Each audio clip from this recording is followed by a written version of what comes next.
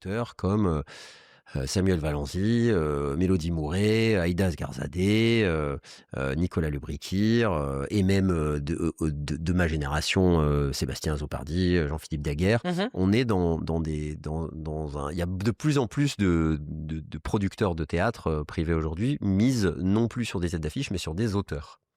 Il découvre des auteurs qui sont susceptibles d'apporter des œuvres originales, fortes, ancrées, engagées, et qu'on n'avait pas forcément l'habitude de voir dans le théâtre Mmh privé, mh. puisque c'était plus des comédies, etc. Et vont leur dire, voilà, on te produit ta pièce, mais par contre, on veut la prochaine aussi.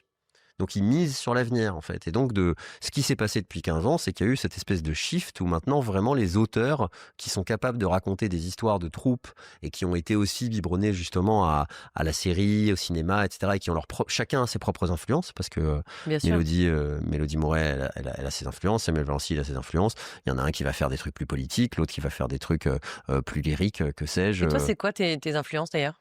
Bah, il y en a plein, mais en fait, tous les créateurs sont la somme de leurs influences. Hein. Moi, mes influences, bah, c'est Ariane Mnouchkine, Peter Brook, Wajdi Mouawad, pour parler théâtre, hein, Mmh mh. Mmh. Sivadier, je les cite à chaque fois, mes maîtres.